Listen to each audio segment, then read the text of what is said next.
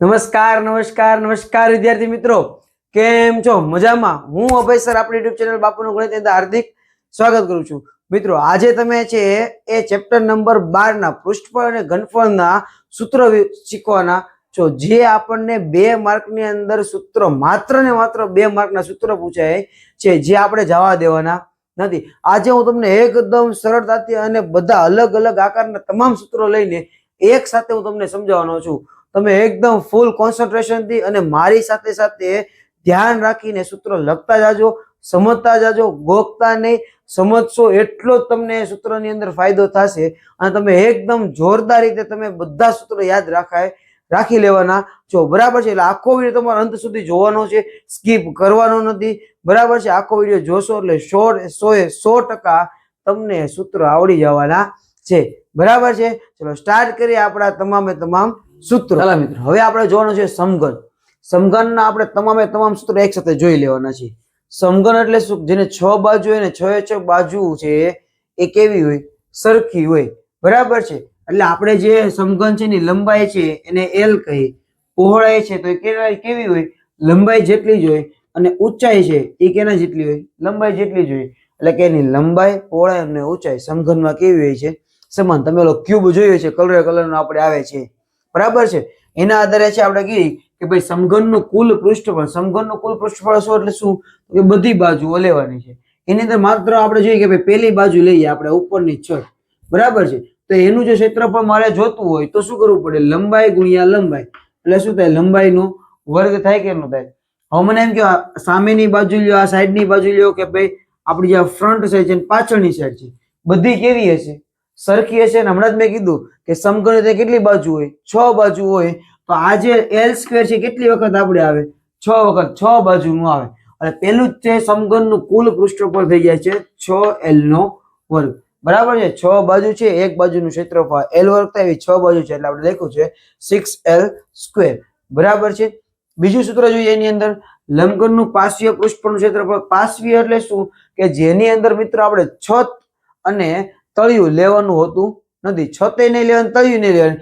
આકારમાં જો તો આ તળિયું થઈ ગયું ને આપણી છત થઈ ગઈ, 2 લેવાના એટલે 2 બાજુ આપણી કેન્સલ થઈ ગઈ. તો વધી કેટલી બાજુ? 4 બાજુ વધી. 4 બાજુ વધી છે તો એનું ક્ષેત્રફળ શું થઈ જશે? 4L². બરાબર છે? ત્રીજું આપણને આપ્યું છે ખુલ્લા સમઘનનું પૃષ્ઠફળ. ખુલ્લો સમઘન એટલે શું? તો કે ઉપરની જે છત એ ખુલ્લી હોય તો બાકીની 5 બાજુ જેની અંદર આપણે તળિયું છે એ બંધ હોય છે. એટલે કુલ કેટલી બાજુ થાય? 5 બાજુ થાય. શું કીધું? ખુલ્લો સમઘન એટલે ઉપરની છત લેવાની, બાકીની 5 બાજુઓ લેવાની હોય. એટલે એનું સૂત્ર થઈ જાય 5L². બરાબર છે? પછી આપણને આપ્યું છે સમઘનનું લાંબામાં લાંબો વિકર્ણ. તો કે આની અંદર વિકર્ણ કોને કહેવાય? તો કે આ 2 બાજુની સિવાય સામેની જે બાજુ હોય એને આપણે જોડીએ એટલે આપણને વિકર્ણ મળે છે. તો એના માટે જો લાંબામાં લાંબા વિકર્ણની વાત હોય તો એનું સૂત્ર છે √3L. બરાબર છે? પછી જે આપણે કીધું સમઘનનું ઘનફળ. સમઘનનું ઘનફળ એટલે શું? તો કે L નો ઘન. લંબાઈ, પહોળાઈ અને ઊંચાઈનો ગુણાકાર આપણને સમઘનનું ઘનફળ આપે છે. બરાબર છે? સૂત્ર છે એક વખત તમે સાઈડમાં બધા લખી નાખજો, સમજતા જાજો, ગોખતાને યાદ રાખશો આકારને અને કઈ રીતે સૂત્ર બને છે યાદ રાખશો એટલે ક્યારે તમને સૂત્ર ભૂલાશે નહીં. બરાબર છે? સમજાય છે કે નહીં? ઓકે. ચાલો મિત્રો, હવે જોઈએ આપણે લંબઘન આકાર, જેની અંદર આપણે છે આ મેં આકૃતિ દોરેલી છે. તમે ઈંટ છે, કંપાસ છે, બધો આકાર જોયા છે. એ બધા આકાર આપણા લંબઘનના છે. બરાબર છે? જેની અંદર આપણને છે ખબર છે કે આને આપણે લંબાઈ કહીએ છીએ, આને પહોળાઈ કહીએ, આને શું કહેવાય? ઊંચાઈ કહીએ છીએ. કહેવાય કે ન કહેવાય? હવે જો મારે આ ભાગનું ક્ષેત્રફળ જોતું હોય તો એમાં કોણ આવે છે? તો કે લંબાઈ અને પહોળાઈ 2 આવે છે. તો એનું ક્ષેત્રફળ શું થાય? લંબાઈ અને પહોળાઈ. લંબાઈ ગુણ્યા પહોળાઈ એટલે LB થાય. એવું ને એવું તમે જો આવો જ આકાર ક્યાં હોય? તો કે સામે નીચેની બાજુએ હોય. તો આ આકાર કેટલી વાર થયો? 2 વાર થઈ ગયો કે નહીં? સમજાય કે નહીં? ઓકે. હવે બીજું જો આ ભાગ લઈએ આપણે, તો આ ભાગમાં કોણ આવે છે? B અને H આવે છે. કોણ આવે છે? B અને H. પહોળાઈ અને ઊંચાઈ. જેવો આ ભાગ હોય એવો આ સામેનો ભાગ હોય કે નહીં? તો આ પણ કેટલી વખત ક્ષેત્રફળ થઈ ગયું? 2 વાર થઈ ગયું. હવે વધ્યું કયું? તો કે ફ્રન્ટ સાઈડ આપણી સામેની બાજુ. એટલે એમાં જો ઊંચાઈ આવે અને આ કોણ આવે? લંબાઈ. ઊંચાઈ આવે અને લંબાઈ આવે. એ સામેની બાજુ હોય એટલું ક્યાં હોય?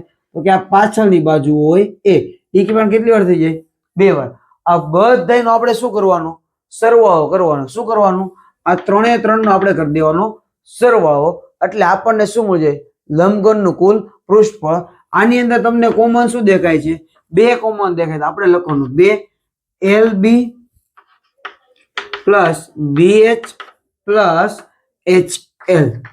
તો આ થઈ ગયું આપણા લંબઘનનું કુલ પૃષ્ઠફળ થઈ જાય. બરાબર. અહીંયા આવશે કુલ પૃષ્ઠફળ એટલે કે 6 બાજુઓની વક્ર સપાટીનું ક્ષેત્રફળનો સરવાળો આપણે કરી દઈશું. બરાબર છે. એટલે આપણને છે લંબઘનનું કુલ પૃષ્ઠફળ મળી જશે. હવે આપણે વાત કરી હતી જેમ સમઘનમાં પાર્શ્વીય એટલે શું? તો કે એની અંદર તમારે છત અને તળિયું લેવાનું થાય નહીં. તો આની અંદર તમે જુઓ આ છત થઈ ગઈ, એમાં કોણ આવે છે? LB. આ LB આવે છે ને નીચે કોણ આવે છે? તળિયામાં. તળિયામાં કોણ આવે? તો કે ઈ જ આવે કે ન આવે? જે છ તો ઈ તળિયામાં આવે. તો આ બે વખત શું થાય? નીકળી જાય. એટલે વધે કોણ આપણું? આટલું વધે. આ બેમાં કોમન કોણ નીકળે છે? તો કે 2. અને વધે શું? 2 અને H બે વસ્તુ કોમન છે. 2 અને H. વધે કોણ? તો કે B પ્લસ L. તો આ આપણા થઈ ગયું લંબઘનનું પાર્શ્વીય પૃષ્ઠફળ. બરાબર. જેમાં 4 બાજુઓ લેવાની હોય છે. સમજાય છે? પછી આપણે વાત કરીએ લંબઘનનો લાંબામાં લાંબો વિકર્ણ. તો એની અંદર યાદ રાખજો અંડર રૂટની અંદર L² plus B² plus H². એ વર્ગમૂળની અંદર લંબાઈ, પહોળાઈ અને ઊંચાઈના વર્ગનો સરવાળો આવે. બરાબર છે? સમજાય કે નહીં? ઓકે. છેલ્લું સૂત્ર આપણે જોઈએ લંબઘનનું ઘનફળ. લંબઘનનું ઘનફળ એટલે L ગુણ્યા B ગુણ્યા H. આ સૂત્ર કદાચ તમે એડવર્ટાઇઝ તમને યાદ હોય તો ઓલા મસાલાની આવતી MDH યાદ છે? એના જેવું સૂત્ર જો આપણું LBH. બરાબર છે? સમજાય છે? ઓકે. ચલો મિત્રો હવે જોઈએ આપણે આકાર, જેની અંદર આપણે જોવાનું છે હવે નળાકાર. નળાકારના તમામ સૂત્રો જોઈએ. બરાબર છે? જેની અંદર આપણને આપેલું છે નળાકાર, જેની અંદર આપણને ખબર છે કે આ કેવો આકાર દર્શાવે છે? વર્તુળાકાર હોય. બરાબર છે? તો આ એનું કેન્દ્ર થાય. ત્યાંથી આ જે અંતર છે એટલે આ વર્તુળ પરનું બિંદુ થાય ને કેન્દ્ર થાય, એને આપણે શું કહીએ છીએ? ત્રિજ્યા કહીએ છીએ. આ છે એ શું થાય? નળાકારની ઊંચાઈ થશે. બરાબર. તો એના આધારે નળાકારની વક્ર સપાટીનું ક્ષેત્રફળ એટલે એની ફરતી બાજુનું જો ક્ષેત્રફળ મેળવવાનું હોય તો એના માટેનું સૂત્ર છે 2πRh. બરાબર છે? આ યાદ રાખવાનું રહેશે આપણે. બીજું આપણે કીધું છે નળાકારનું કુલ પૃષ્ઠફળ. નળાકારનું કુલ પૃષ્ઠફળ પૂછે એનો મતલબ એવો કે એક તો ફરતી બાજુ તો લેવાની જ, અને કુલ શબ્દ આવે એટલે એનો મતલબ એવો કે આપણે આ જે ઉપરનું જે વર્તુળાકાર છે એ બંધ હશે. એ રીતના આપણે નીચેનું જે વર્તુળાકાર હશે એ પણ શું હશે? બંધ. એટલે બંને ઉપર અને નીચે બે બાજુ શું આવે છે? તો કે વર્તુળ આવે. તો વર્તુળનું ક્ષેત્રફળ શું થાય? πr². પણ આ એક વર્તુળનું છે. આપણી પાસે કેટલા વર્તુળ છે? 2 વર્તુળ છે. જો કુલ પૂછે તો એક તો આપણે ફરતી બાજુ એટલે 2πh. કઈ ફરતી બાજુ? નળાકારની જે વક્ર સપાટી હોય એ. અને વધારાના આપણી પાસે આ વર્તુળ કેટલા આવે છે? તો કે 2 આવે છે. એ 2 2πr². 2 વર્તુળનું ક્ષેત્રફળ. બંનેની અંદર કોમન શું આવે છે? તો કે 2πr. એ તમે કાઢી લો કોમન. અહીંયા શું વધે? H plus R. એટલે બે સૂત્રો આપણે યાદ રાખવાના છે. કારણ કે જોડકામાં કઈ રીતે પૂછે આપણને ખબર નથી. આ રીતે આપેલું હોય, આ રીતે આપેલું, એટલે આપણે બે રીતે છે યાદ રાખવાનું રહેશે. બરાબર છે? ક્યારે? જ્યારે નળાકારનું કુલ પૃષ્ઠફળ આપેલું હોય ત્યારે.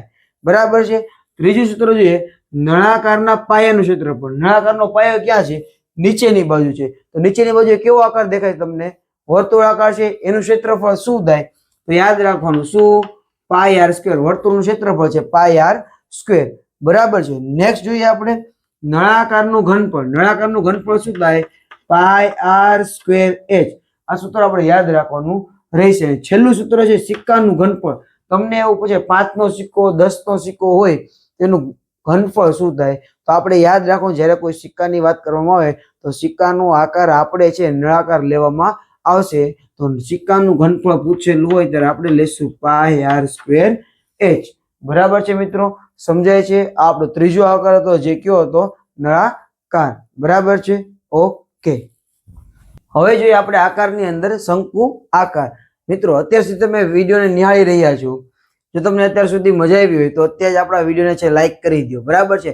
મને કોમેન્ટ સેક્શનની અંદર જણાવો કે તમને વિડીયો છે કેવો લાગ્યો છે. બરાબર છે. સૂત્ર તમને કઈ રીતે સમજાય છે, એકદમ સરળ રીતે સમજાય છે કે નહીં? બરાબર છે. ચલો જોઈએ આપણે શંકુ આકારની અંદર, જેની અંદર આપણને ખબર છે આ આકાર કેવો દેખાય છે? વર્તુળ. આ એનું કેન્દ્ર કહેવાય. ત્યાંથી આ વર્તુળ પરનું બિંદુ એટલે શું બની જાય? ત્રિજ્યા.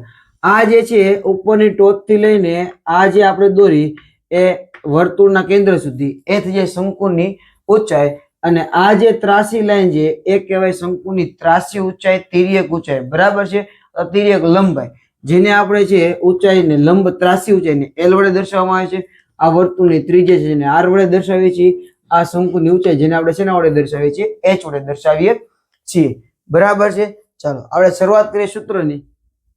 શંકુની વક્ર સપાટીનું ક્ષેત્રફળ. તો તમે જ્યારે નાના હતા ત્યારે તમે એક બિસ્કિટ ખાતા જેનું નામ છે પાર્લેજી. ખાધું છે કે નહીં? તો જો તમે પાર્લેજી ખાધું હોય, જોયું હોય, તો એ પાર્લેજી ઉપરથી આપણું પહેલું સૂત્ર બને છે પાય આર એ, પાર્લે. બરાબર છે. પાર્લે ઉપરથી શંકુની વક્ર સપાટી યાદ રહી જાય છે, પાય આર એલ. બરાબર છે. હવે કે શંકુની કુલ વક્ર સપાટીનું ક્ષેત્રફળ. શંકુની કુલ વક્ર સપાટી જોતી હોય તો આપણને ખબર છે કે એની ફરતી બાજુ, એટલે આ જે શંકુ છે એની ફરતી બાજુ આવશે. અને જો કુલ પૂછે એટલે આપણે તળિયું લેવાનું હોય. તળિયાનો આકાર કેવો છે? વર્તુળાકાર છે. વર્તુળાકાર હોય એટલે વધારાનું ઉમેરે પાય આર સ્ક્વેર. બંનેની અંદર કોમન શું છે? તો કે પાય આર છે. અહીંયા વધે એલ, અહીંયા બે વાર આર છે, એક વાર આવી જાય, અહીંયા વધે આર, એટલે pi R કાઉસમાં L plus R. બરાબર છે. ત્રીજું સૂત્ર જોઈએ, શંકુની ત્રાસી ઊંચાઈ. શંકુની ત્રાસી ઊંચાઈ એટલે એલ. એલ મેળવવા માટેનું સૂત્ર છે. તો તમે જુઓ આ બંને છે એકબીજાને લંબ હોય એટલે કાટખૂણો બનાવે. કાટખૂણો બનાવે એટલે આપણને ખબર છે પાયથાગોરસનો નિયમ લાગે. પાયથાગોરસના નિયમ પ્રમાણે આ 90 અંશનો ખૂણો હોય એની સામેની બાજુ કર્ણ, એટલે પેલો આવે કર્ણનો વર્ગ, અને બાકીની બે બાજુ એટલે ઊંચાઈ આવશે અને બીજી બાજુ આવશે ત્રિજ્યા. એના વર્ગના સરવાળા બરાબર થાય છે. બરાબર છે. એટલે એલ માટેનું આ સૂત્ર થઈ જાય છે. પછી આવે છે શંકુના પાયાનું ક્ષેત્રફળ. આ શંકુ છે એનો પાયો વર્તુળાકાર છે, તો પાયાનું ક્ષેત્રફળ થઈ જશે પાય આર સ્ક્વેર. બરાબર છે. ખાસ તમે આ જ્યારે પણ સૂત્ર લખતા હોય ત્યારે જોજો, શંકુના પાયાનું પૂછે, શંકુની વક્ર સપાટી પૂછે જોડકાની અંદર. બરાબર છે. ભૂલ કરતા નહીં. હવે આપણને એ પૂછે શંકુનું ઘનફળ. તો તમને યાદ છે આ કોનું સૂત્ર હતું? આ કોનું ઘનફળ હતું? કોનું હતું? સરસ, નળાકારનું ઘનફળ હતું. આ જ નળાકારના ઘનફળને તમને ત્રીજો ભાગ કરી નાખો એટલે આપણો થઈ જાય શંકુનું ઘનફળ. બરાબર છે. શંકુનું ઘનફળ થશે 1/3 પાય આર સ્ક્વેર એચ. બરાબર છે મિત્રો. તો અહીંયા આપણે શંકુના તમામ સૂત્રો છે એ પૂરા થાય છે. બરાબર. હવે જોઈએ આપણે ગોલક આકાર. બરાબર છે. અર્ધગોલક અને ગોલક બંનેના સૂત્રો એક સાથે આપણે જોવાના છે. બરાબર છે. પહેલું સૂત્ર આપણી પાસે છે ગોલકની વક્ર સપાટીનું ક્ષેત્રફળ. આખો ગોળો હોય એની ફરતી બાજુની વાત કરવામાં આવે એટલે વક્ર સપાટી આવે, તો એનું સૂત્ર થાય છે 4 પાય આર સ્ક્વેર. બરાબર છે. 4 ગુણ્યા પાય ગુણ્યા આર નો વર્ગ. બરાબર છે. પછી એનું કહેવામાં આવે અર્ધગોલક. અર્ધગોલક એટલે અહીંથી કાપી નાખવામાં આવે તો અડધો ગોળો થઈ જાય, અડધી વક્ર સપાટી થઈ જાય. તો આનું અડધું કરો એટલે શું થઈ જાય? 2 પાય આર સ્ક્વેર. એટલે અર્ધગોલકની વક્ર સપાટી ક્ષેત્રફળ થાય આનું અડધું. બરાબર છે. હવે ત્રીજા પૂછે અર્ધગોલક જ લેવાનું છે પણ કુલ પૂછ્યું છે, એટલે ખાસ યાદ રાખજો કુલ પૂછ્યું છે. તો જો આ અર્ધગોલક થઈ ગયું અને ઉપરની બાજુ આ કેવો આકાર દેખાય છે આપણને? વર્તુળાકાર દેખાય છે. એ ઢાકેલું હોય, એ ઢાકેલું એનો મતલબ અર્ધગોલક નું શું થાય? Pi R square. અને ઉપરનું જે વર્તુળ આવે છે એનું ક્ષેત્રફળ થાય પાય આર સ્ક્વેર. એટલે કુલ થઈ જાય આપણું 3 પાય આર સ્ક્વેર. એટલે અર્ધગોલકની કુલ વક્ર સપાટીનું ક્ષેત્રફળ થઈ જાય છે 3 પાય આર સ્ક્વેર. બરાબર છે. બીજું આપણને આપ્યું છે ગોલકનું ઘનફળ. જો આખા ગોલકનું ઘનફળની વાત કરવામાં આવે તો 4/3 પાય આર અને ઘન આવશે. બરાબર છે. 3 ઘાત આવશે ત્રિજ્યાની, એ ભૂલાય નહીં. બીજું આપણને આપ્યું છે અર્ધગોલકનું ઘનફળ. તો અડધા ગોળાનું ઘનફળની વાત કરવામાં આવે તો આનું અડધું કરો તમે, આના અડધા એટલે 2 દુ 4 થાય. એટલે આનું સૂત્ર આવે 2/3 પાય આર ઘન. બરાબર છે મિત્રો. સમજાય છે કે નહીં? લખતા જાજો અને આને છે 2-3 વખત લખી નાખજો એટલે ભૂલાય નહીં. તો અહીંયા આપણા છે એ તમામે તમામ આકાર છે પૂરા થાય છે, બધા સૂત્ર કમ્પ્લીટ થાય છે. આ વિડીયો તમે ફરીથી રિવાઇઝ કરી લેજો, જોઈ લેજો 2-3 વખત, લખી નાખજો અને યાદ પણ રાખવાના છે કારણ કે આપણને 2 માર્કની અંદર જોડકાની અંદર આ સૂત્રમાંથી જ તમને 2 માર્કના જોડકા પૂછાવાના છે. તો બધા સૂત્ર મેં તમને સારી રીતે સમજાવ્યા છે. જો તમને મજા આવી તો ખાસ મિત્રો આપણી યુટ્યુબ ચેનલને સબસ્ક્રાઇબ કરો, આપણા વિડીયોને લાઇક કરો અને કોમેન્ટની અંદર પણ તમે જણાવો કે તમને સમજૂતી કેવી લાગે છે. બરાબર છે? જેનાથી બીજા મિત્રોને પણ ખબર પડે કે આપણે છે એકદમ તમને સરળતાથી છે એ આપણે તમને સૂત્રો છે સમજાવેલા છે. બરાબર છે મિત્રો? ચલો મળીએ આપણે નવા વિડીયો સાથે.